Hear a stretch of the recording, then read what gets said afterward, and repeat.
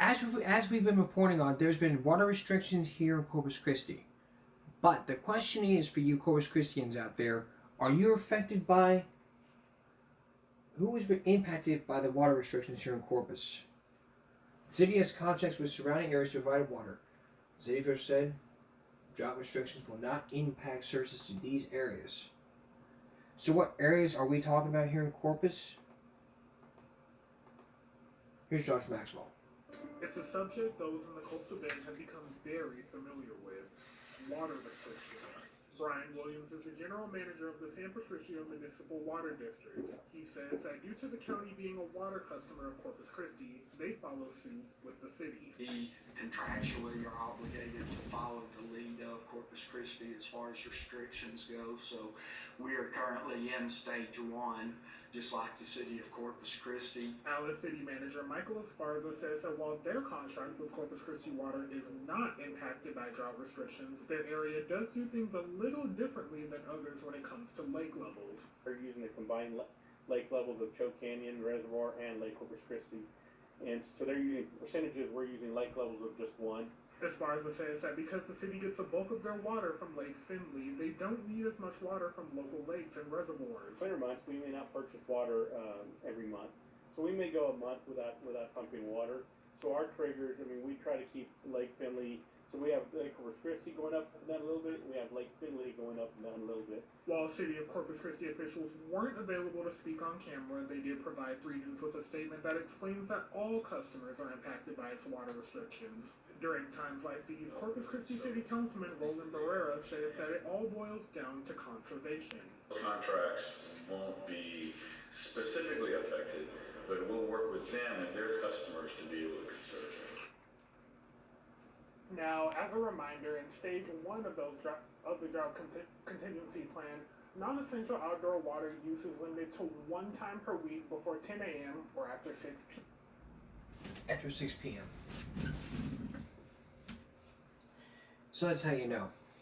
Alice is out of the stage 2 restrictions. Good news tonight for folks living in Alice. The city of Alice easing back on their stage 2 water restrictions. The city tonight announcing they are going back to stage 1 drought restrictions. That's because the water level at Lake Corpus Christi has stayed about 86 feet for the last 7 days. Stage 1 for the city of Alice means residents will be asked to voluntarily now limit watering their lawns 2 days out of the week. 2 days a week. And tonight with the topic of water. All right, a question for y'all. Are you planning on filing your income taxes this season? Well, you will realize some changes.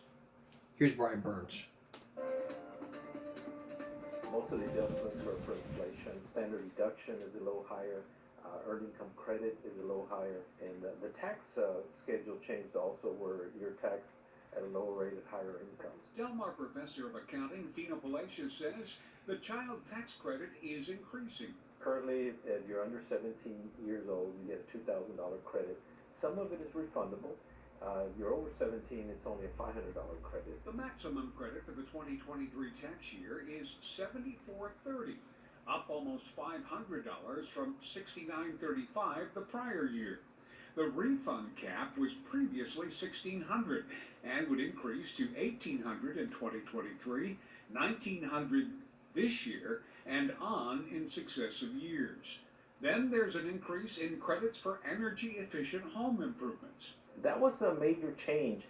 Before that credit, if you used it, you couldn't use it anymore. Starting in 2023. If you bought an air conditioner, you get a credit for that. It's a larger credit than before. But then the following year, if you need to replace windows or do insulation, you can use a credit again. Palacios says the IRS has moved tax brackets forward a bit. If you made $45,000 in 2023, you would have fallen into the 22% tax bracket. But if your income remains at $45,000 this year, you'll drop down to the 12% bracket. That means you'll be paying less tax next year and will have less money withdrawn from your paycheck. There's even an increase in the $7,500 deduction for certain electric vehicles.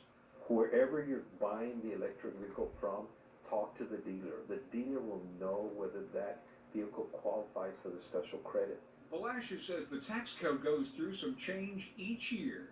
You might miss certain things if you try to do it on your own. And basically, you have a W-2, nothing else. You can do it on your own. Most taxpayers get their refunds within 21 days. People who file their taxes as soon as they could on January 29th should get their payments by February 19th. Mike? So that's some really great news.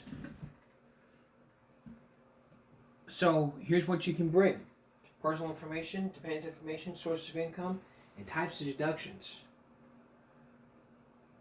So you gotta prepare for your taxes. If you don't pay your taxes, you could probably go to jail. So therefore,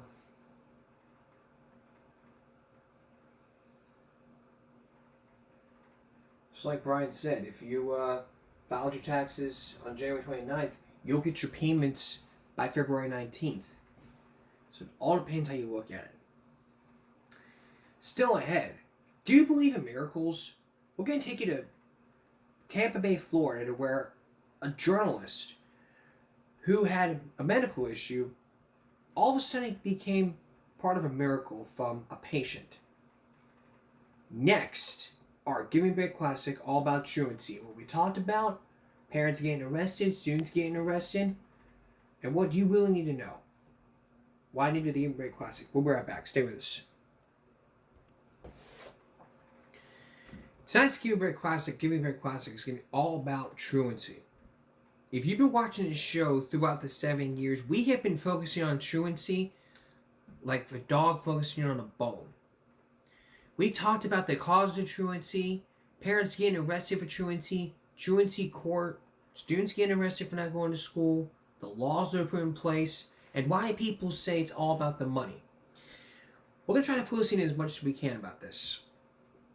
Let's start with what we talked about.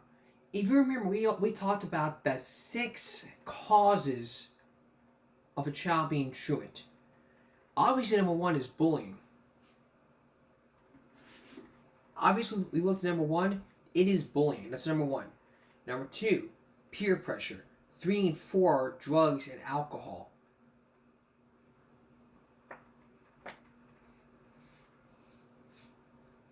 5 is parents struggling. 5 is job loss. Parents struggling. And 6 is kids working to help their parents pay the bills. If you want a clip about that, well, we've dedicated a whole we talked about truancy from all excuses to the reasons. So let's take a look at all the causes of truancy from that 24-minute video. Dick, skipping class because this. But COVID. Child's being bullied. COVID was probably one of those causes because if you don't remember back in 2020 when the dreadful COVID-19 pandemic hit, COVID was one of the causes of truancy, meaning all the kids wouldn't be able to get their work turned in, and because of remote learning computer issues, that's why all the kids were kind of absent. That's why truancy courts are siding with parents. Those were the 6 causes of truancy.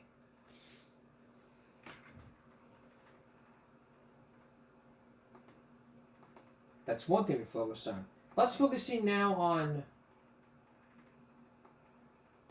truancy and jail as part of our classic. Because as you know, part of truancy is what we're focusing on. So now we're going to focus in on being arrested for truancy.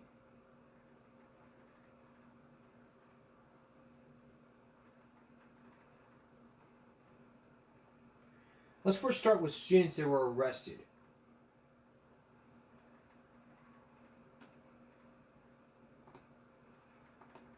And then we'll move on to parents being arrested, and then a county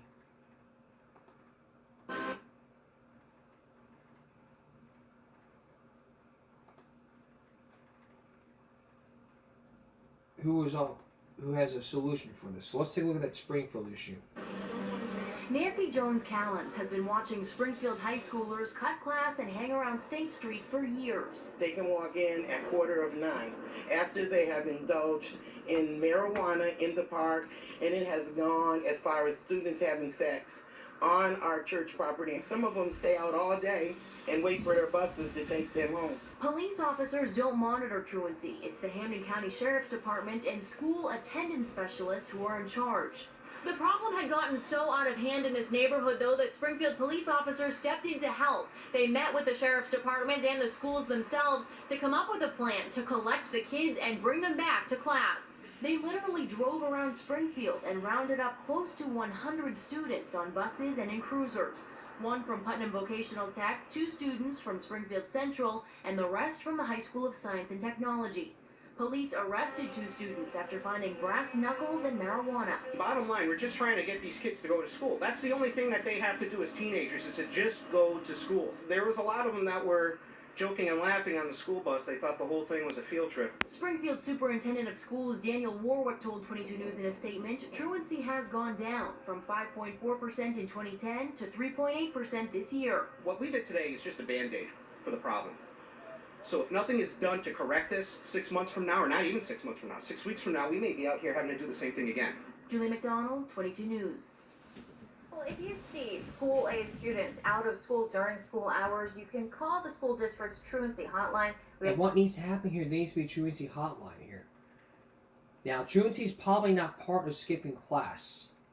Because there's a big difference between skipping school and skipping class. We're going to have a skipping school episode in the near future. But continuing our truancy issue, We all hope that we're still focusing on being arrested for truancy. It's all about these truancy sweeps we'll be talking about. Now, if you don't remember what a truancy sweep is, it is basically when police officers do a truancy sweep around each county, each area, and each city. As you may recall, back in 2015, Texas, here in the state of Texas, they were the only state, Texas was the only state to decriminalize truancy because of everything. We'll get to that in a little bit later. But when we come back, we're going to look at law enforcement sweeps for parents for truant students. Then we're going to look at parents that are being arrested for truancy. Then we're going to look at truancy court, and later, Miracle in Tampa. Stay with us. This is Give Me a Break Classic. This was inspired by a 60 Minutes classic, looking back at all the stories. We're doing the same thing here because we're close to 10 years of our broadcast, 3 years from now. So, in lights of this, we're doing what we call our Give Me a Break Classics, which we do on Throwback Thursday. But for the purpose of this, I wanted to revisit some of these issues so that I can help you guys, because a lot of people look at these and go, well, we don't understand what he's saying. Well, now you understand what I'm saying by showing you these clips. So therefore, you've been more understandable and sitting there and saying, oh, I get it now. This is what can happen to me. But with truancy, it's a lot about, everyone's thinking, oh, it's just about the money. And, oh, there should be no requirement to go to school. Police departments teamed up and set out to talk to students who miss school on a consistent basis and find out why. Are those from prescriptions? Yeah. In order to increase school attendance and decrease juvenile delinquency. as a senior, I guarantee you there's going to be you're losing a lot of things as you go. So you don't mess up that year, man. When kids are not in school, then statistics show that they're participating in negative behaviors. Police! And Develia says there are long-term consequences if they don't graduate. They have higher odds of living in poverty, and the odds of them getting full-time jobs are much more difficult. Police say families should keep a close eye on their kids to make sure they're going to classes.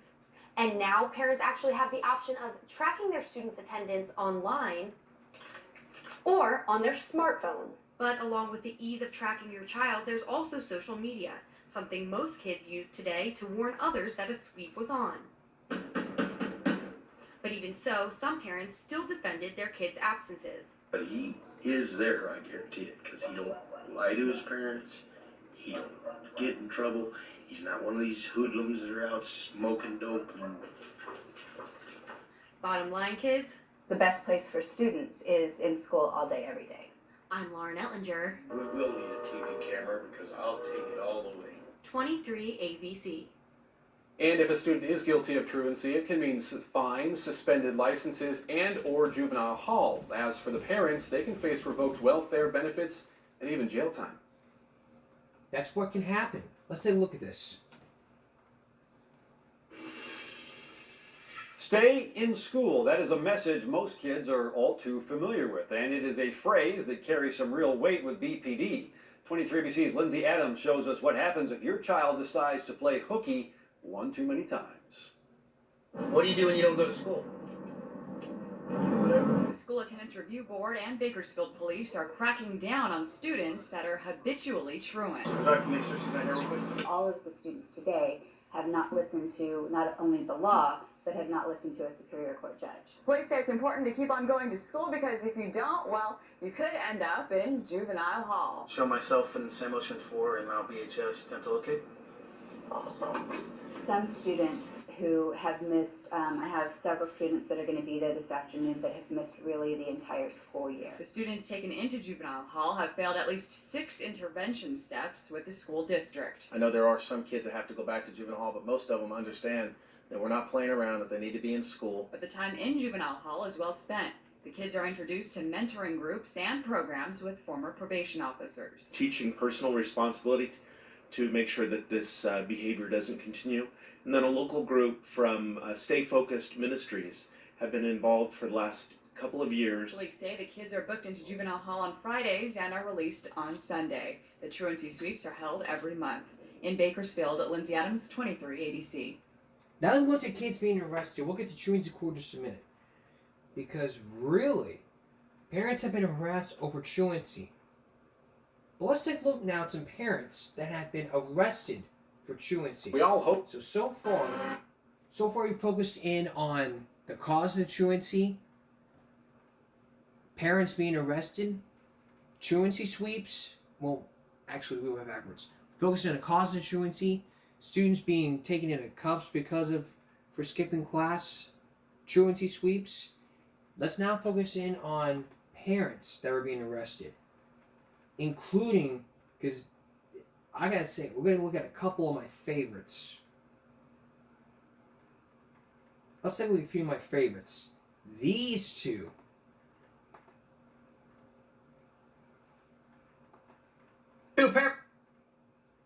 Look at these two. You see these two parents right here? That's one of my favorite stories. It's one of my favorite stories ever. Here's Eric Gavinvar. Kane are both facing 4 misdemeanor counts for not sending their children to school. Ryan and Stephanie Kane are both facing 4 misdemeanor counts for not sending their children to school. They're required to attend some sort of school. And if they fail to attend some sort of school, whether it be private or homeschool or public school, they would be in violation of this law. In this case, police say the couple violated the law from 2005 through the school year. During that time frame, Crook River Elementary School says the couple's 4 children have racked up a combined total of 81 unexcused absences from school and 117 unexcused tardies. Arresting parents is a last resort when the school leaders have exhausted all of its means of resolving the problem. Police say on February 9th, the mother was ordered to go before the school board and sign an attendance agreement guaranteeing her children would regularly attend class. Since that attendance agreement was signed on February 9th, we have an additional 8 days of unexcused absences and an additional 5 days of tardies for pretty much each of the children. We tried talking to her. So we have just arrived at the parents' home. We knocked on the door and a woman inside said that she was not interested in talking to us. We can clearly hear children on the inside playing. Police say the Department of Family Services will normally come in and remove the children from the home and place them with other relatives. But in this case, it's unclear if that's what happened. Now, investigators say the parents told school officials their children were either not in class or tardy because the family did not have a working alarm clock. Of course.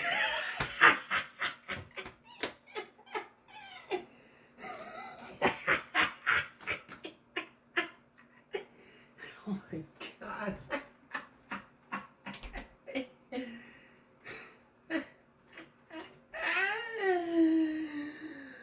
Oh my God. That's a good excuse. That's a really good excuse. That is not a good excuse. Are you freaking kidding me? Get your phone. Go to the clock app.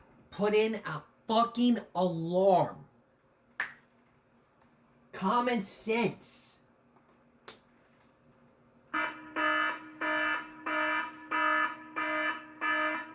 You two, you better be watching. Get your phones. Go to the fucking clock app. Put the fucking alarm on. Put the notifications on the volume up.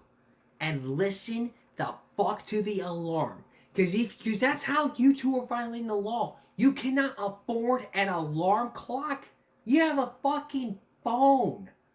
If you can't afford a phone, then you're sitting there being busy allowing your children to miss 81 unexcused days from school because you two decided, well, I don't care. It's been almost 20 fucking years. And you two decide, well, I don't want to be a part of this. I mean, I don't want to be a part of this at all. I'd rather not allow kids to go to school anymore. I don't care about my child's education. You don't care about your child's education? You know what happens when your child does not go to school? You want to take a wild guess here? Wrong answer. Alex, I'll take what is your children will be into criminal activities. That is correct. Your child will want to be back in a juvenile court doing something different. Because every child you see in the juvenile court system, the first offense is truancy. Then it goes to things like shoplifting, assault, stealing, possession of drugs, bigger, bigger, bigger. When kids are not in school, statistics will tell you they're not out watching TV and popcorn. No. They're out breaking into houses, breaking into cars, doing drugs, things of that nature.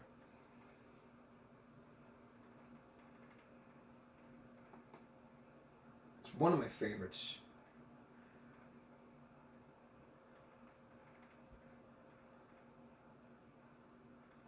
Here's the next one where it was a crackdown on parents for missing school.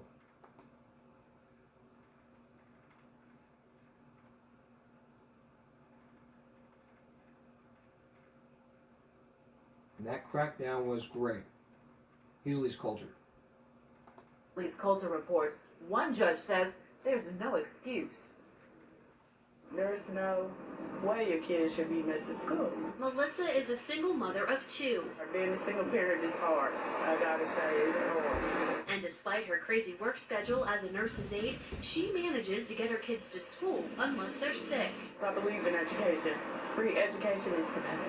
That's exactly what Judge Nick Kuntz from the Montgomery County Juvenile Court believes, which is why he created the Start Right program. Truancy is a problem in every jurisdiction. Your child is considered truant if they miss 5 consecutive days as unexcused absences or have 12 unexcused absences in the year. And nobody can make them go to school and they're embarrassed and they get to be 13, 14, and 15. So those kids in many instances create our delinquent children and our criminals in the future. You have several chances to make it right, but if you don't, you could end up spending the night in jail. Sometimes we give them notice and they don't show up. And when that happens, we issue a warrant. While you might say an arrest warrant is a little harsh for Judge Kuntz and Melissa, it's the only answer. You need education to get so much in this world. It saves more children. I feel like I'm saving children every day that I have one of those hearings. Reporting in Dayton, Elise Coulter, ABC 22 News. If parents refuse to comply, they can't. Which brings us now to our final arrest report, and then brings us now to another one of my favorites. I mean, if you look at parents, each parent has to understand that your child has to go to school every day of the week. Here's a clip of parents going to jail because of We've been trying to a failure to attend school. Here again is Liz Coulter. Work with them with regards to their attendance, their children's attendance. The problem is that they don't show up for court. And because of that, Dayton police cruisers took to the streets to find the negligent parents. One of the first stops proved to be difficult. After several minutes, officers finally got the mother out of the house. Can you put that camera on my face? And into the waiting sheriff's van, her 3 kids who were supposed to be in school were home and sent to a neighbor's house. It's their responsibility to get their kids to school. Neighbors standing by don't sympathize. I'm not with my little girl right now, so it kind of upsets me that, they're with their kids and, that they're not taking the opportunity to take them to school and stuff and to raise them right, because I would give anything to be with my daughter. Being arrested for not sending your child to school might seem harsh to some, but to others, it's justice. Take them to jail. I've been to jail. It's not fun. Maybe they'll learn. The parents were either charged with failure to send their child to school or contributing to the educational neglect of a child. Both are misdemeanors. They will be arraigned in court tomorrow morning. For now, reporting in Dayton, Elise Coulter, Fox 45 News. That's how it is. In Montgomery County, it can happen. All right. The Start Right program. Everybody knows you have to start right. And when it comes to truancy, that's how it is. That's why the Dayton Police and the Montgomery County Sheriff's Office have developed the Start Right program. That basically means that you bring parents in before the court and, well, take a look at this. Action in our top story at 5:30. Inside the Juvenile Detention Center in downtown Dayton, Dayton police officers, Montgomery County Sheriff's deputies, truancy officers, and children's service workers team up for an unusual mission. You're not going out after hard criminals, but you're going out after parents who, just don't understand how important it is to get these children to school. They study their targets, 19 parents whose kids, kindergarten through 4th grade, haven't shown up for class. The team started in the morning to catch them at home, and they immediately meet their mark. Our job is to get parents and children on board. But just a few houses down their list, Open the door. Come on. they find a mother reluctant to come out, and they soon learn why. When the door finally opens, officers find 2 young children who should be in school. Man, how come your kids weren't at school today? All in my face. This woman and all the others will be held in jail overnight, and they'll appear before a judge in the morning. In order to be able to succeed, they need an education, and so it hurts you as a human being to know that they're not getting that education and that right to succeed in life. In Dayton, Holly Samuels, 2 News. Come on, you're around. And that brings us to the final straw, truancy court. Truancy court is a way to help you, not hurt you. That's next. Stay with us. So, we're continuing our Give Me a Break Classic into truancy. A big issue which I've talked about throughout the 7 years and as part of our Back to School month.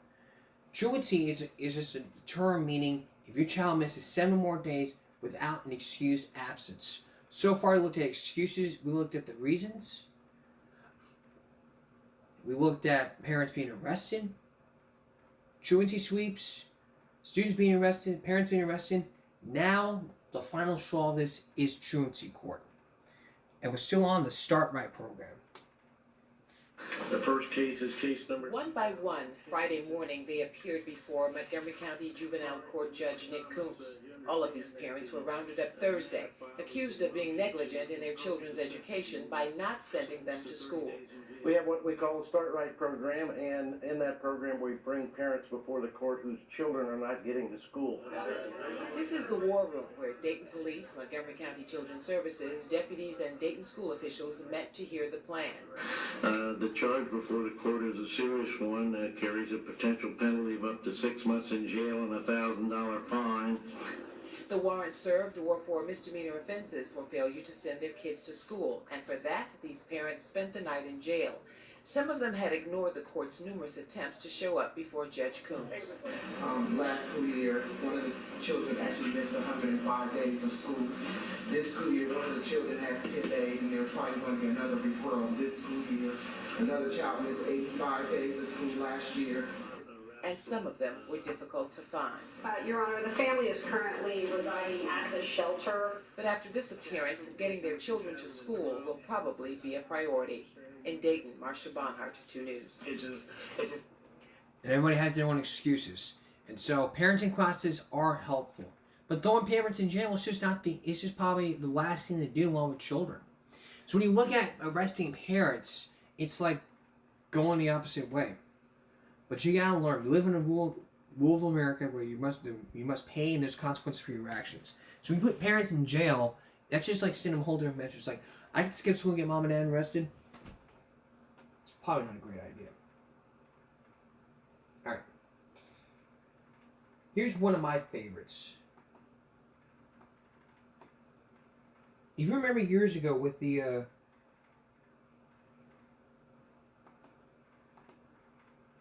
24 Los Lunas. Here's one more of my favorites. Then we're going to move on to Truancy Court, and then we're going to go to Miracle in Tampa. So, if you remember that Grand Slam commercial years ago, if you watched the Super Bowl, Denny's had a commercial where you would get a free Grand Slam every Tuesday. A lot of students attended, but what happened next would even stun the police. Watch. We saw this commercial. One Sunday. I don't want to spoil anyone's Sunday. Anyone watching Super Bowl Sunday likely saw this commercial. This Tuesday from 6 a.m. to 2 p.m. Denny's is giving everyone in America a free Grand Slam. We know of at least 24. They saw the Denny's free Grand Slam commercial. Desi Garcia, the director of Los Lunas Public School District Security, says Tuesday morning.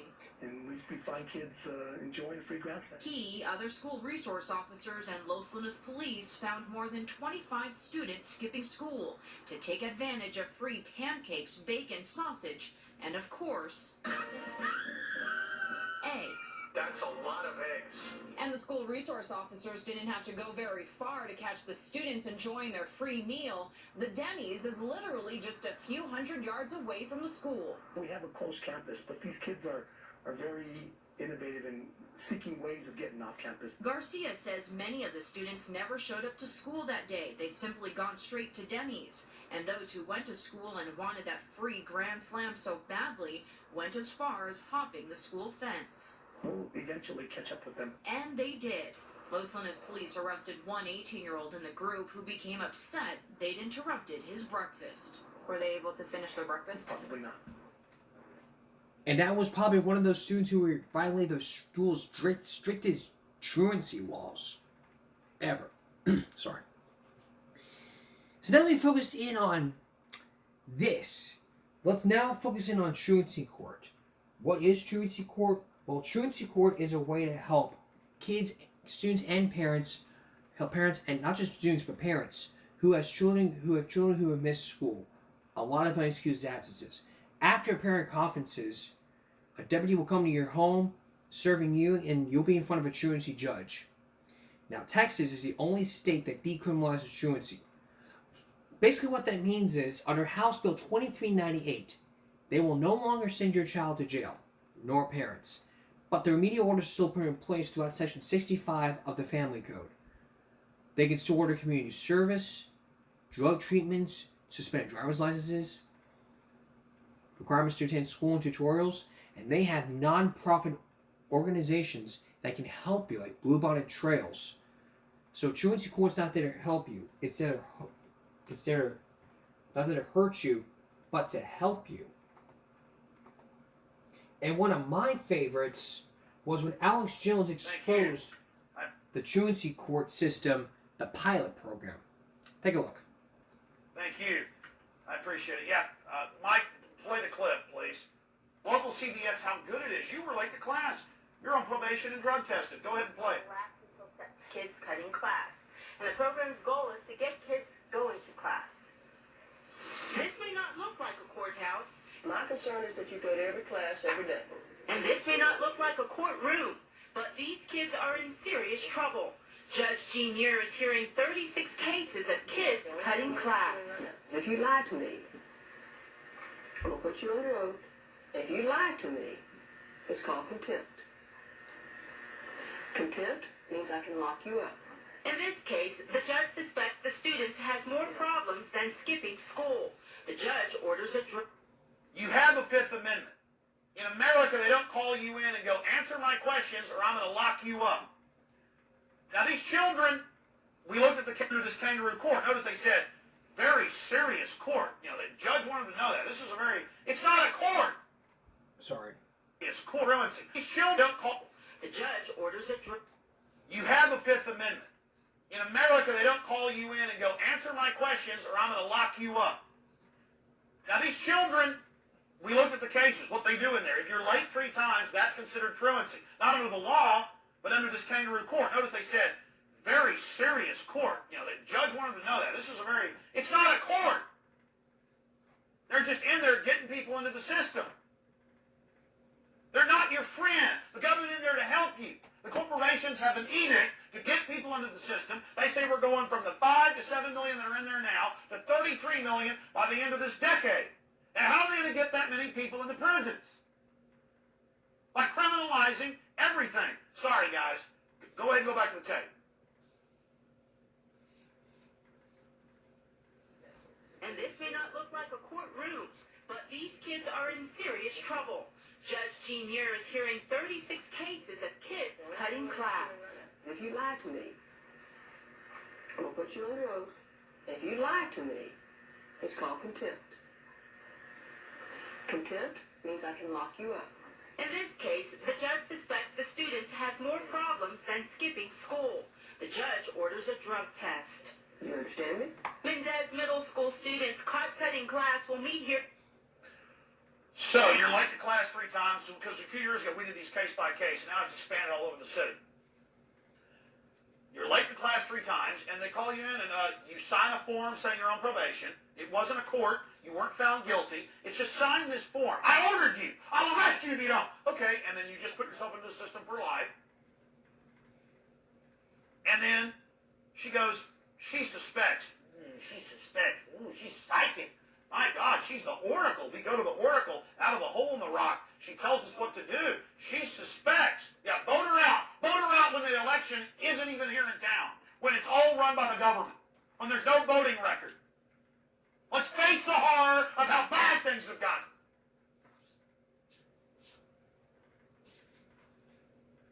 So you just heard it. And that's not 1/1000th of how bad it really is. Go back to the tape, please. Week, along with their parents, probation officers, a judge, and truancy officers. If the court could come to us, then that way the neighborhood and the community can't say, well, it's too far. This students, like all the others today, receive something called deferred prosecution. That means if they go to class for 60 days straight, their past problems won't go on their records. We, the parents, what we have to do is support kids. In any kind of way they need us. And as for the court system, cases are funneled through quickly to prevent a backlog of paperwork. This makes it a lot more efficient.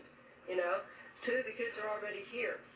And you also are trying to make a statement to the schools that this is important. The son is not a game, and I mean it. The truancy court pilot project will last until September. The program could expand to other schools if funding is available. And after today, students who are on probation who miss class again could face stiffer sentences, like time in a detention center or fines. Yolanda Hawkins.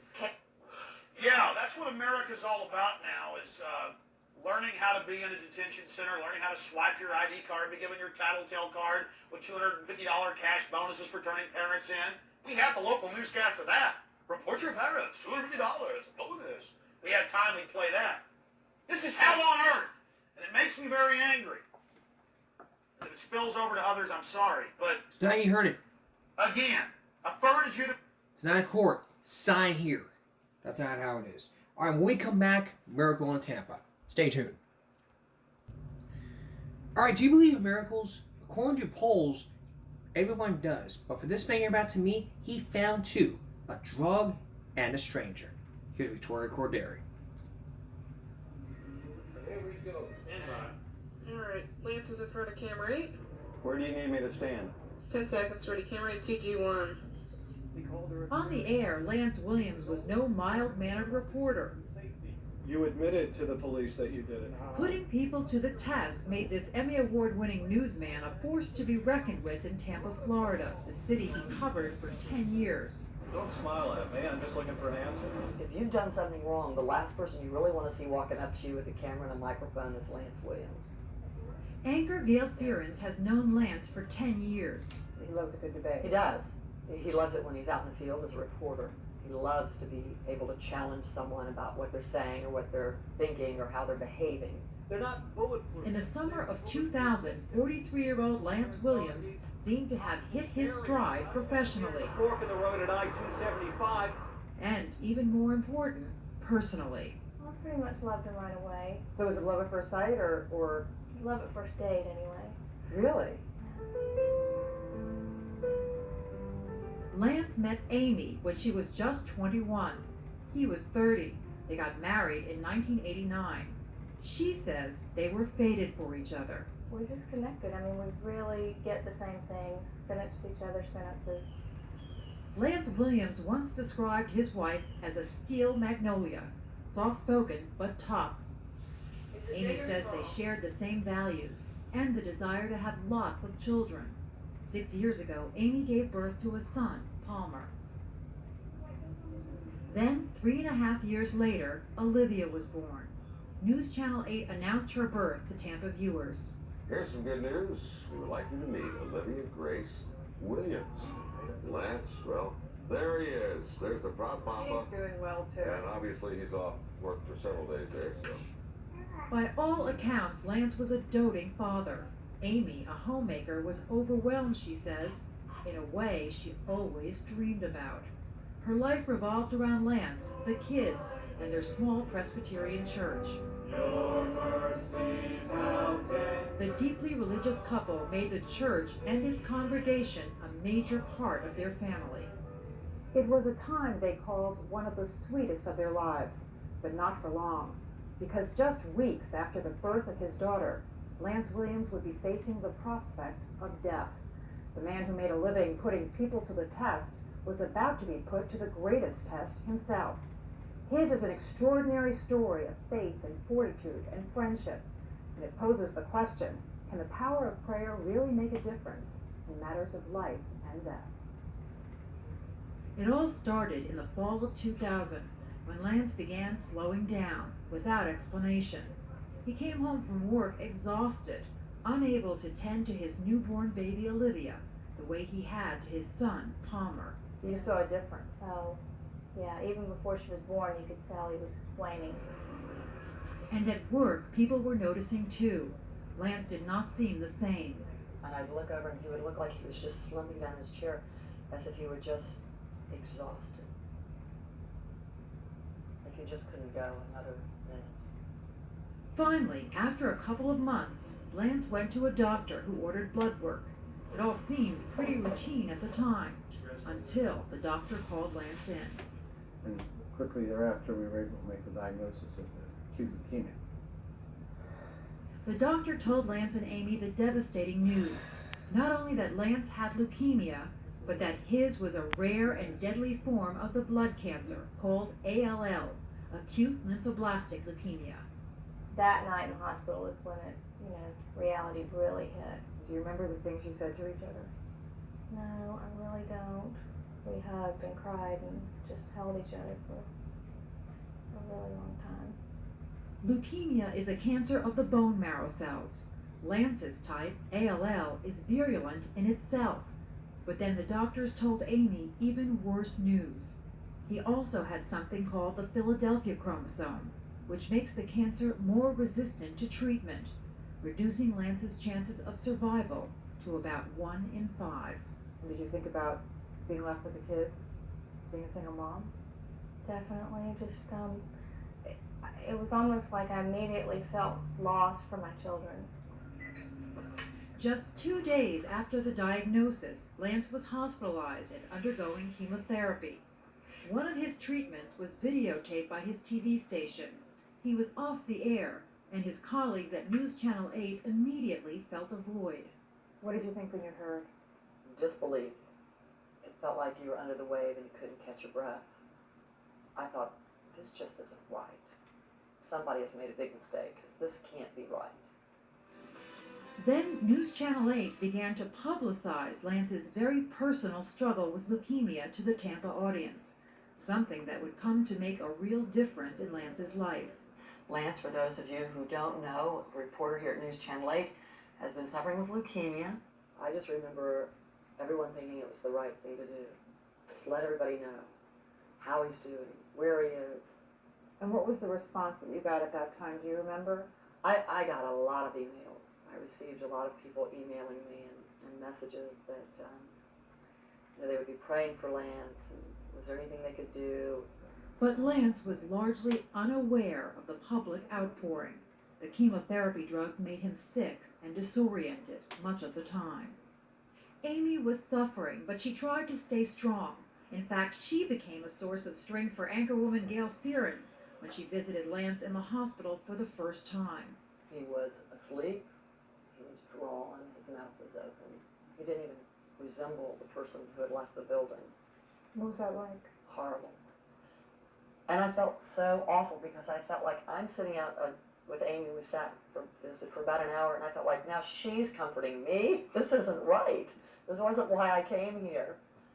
But I wasn't prepared for what I saw. He never knew I was there.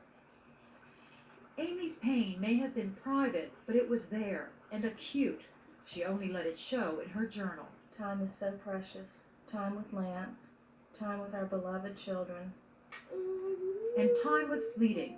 Amy soon faced a difficult choice between caring for her 3-year-old son and infant daughter or devoting herself to Lance. I chose him because I knew the best thing I could do for my children was to be taking care of their daddy and to be where he needed me to be. Well, hello. If Lance could make it through chemotherapy, and that was a big if, the key to his survival was a bone marrow transplant. Family members are usually the best donor candidates, and Lance had 3 possibilities: 2 brothers and a sister. But one by one, their marrow was tested, and one by one, they failed to match. Within 3 months, Lance and Amy's lives were upended by a barrage of bad news. First, a deadly form of leukemia, then a chromosome that further reduced his chance of survival, and finally, a failure to find a bone marrow match from his siblings. Father, I am an absolute jumble of emotions this morning. When will I get past the feeling of, is this the beginning of the end? Lance's prognosis was becoming increasingly desperate. Let's pray together. And his family and friends were praying for nothing short of a miracle.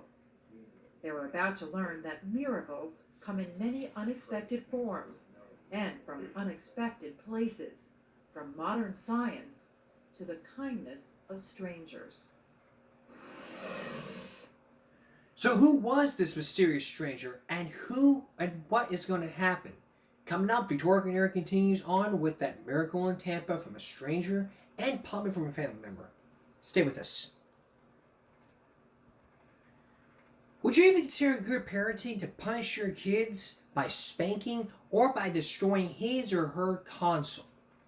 In tonight's viral break, this father decides to run over his son's Xbox with an SUV for stealing.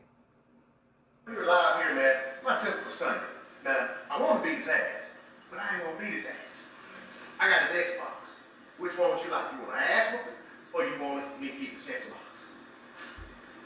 The nigga was stealing candy. We set him up. Me and all the kids, we set him up. We caught him. We put him down later in the newspapers. 5 minutes after we just got to talk to him about stealing. So then he goes, he takes the newspapers out like I asked him, but he also took the candy as well. Now, what do you want? You want the ass, or you want the Xbox?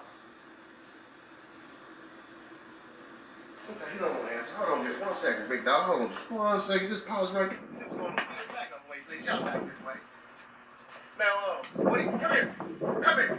Get your ass over here. Goddamn thieving ass motherfucker. Keep on crying, all that black on. Now, what do you want? Do you want this Xbox, or you want this ass whooping? Which one you want? You want to keep that Xbox? That's the good answer. I'm going to give you the Xbox right now.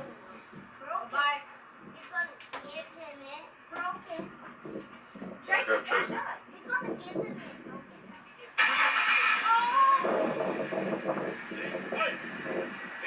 Now, he wanted the Xbox, because that's easy.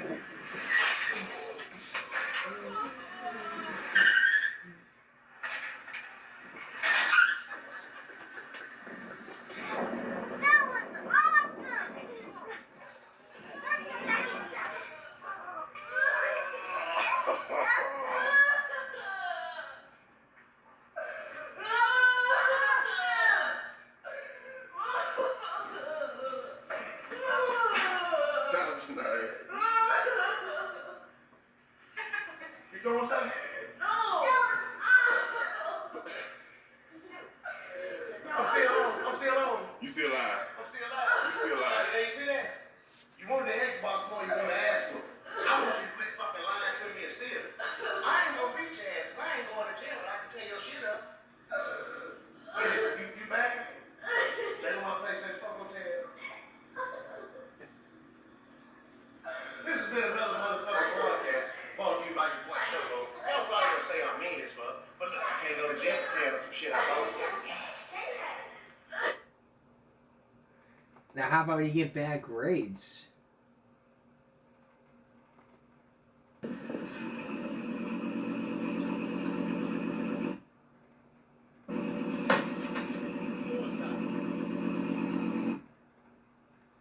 Damn.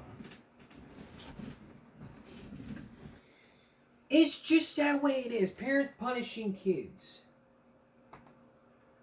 Record. Take a look at this. Then we're going to wrap it up.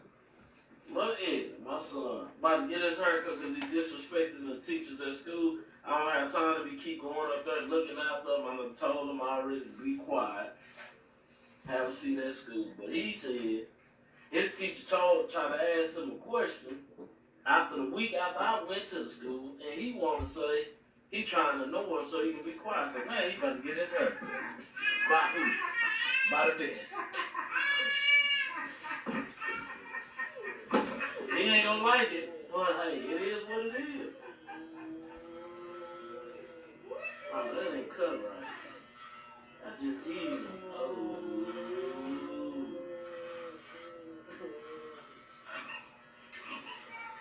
I don't have time to waste my time to go to his school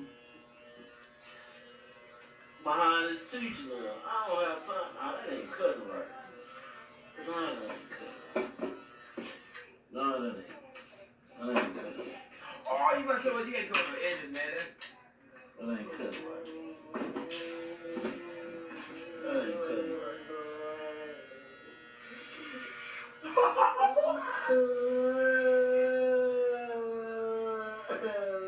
But this what happens when you go to school acting a fool. Now you gonna go to school looking like a fool. He ain't got a lot of damn he need to get out of his head. A lot. I still love him. But I can't afford to be trying to miss work, go tend to my son because he wanna act a fool at school. So now he getting a fresh haircut. Fresh haircut, he gotta go to school looking like. He'll learn to be quiet next time.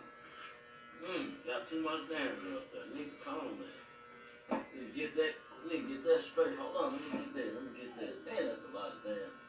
Ooh. In the law name. Hey, let me get that. That's what happens when you look a fool at school. That's it. There we go. Let me see that. That's that fresh haircut. That's that fresh. That's that new.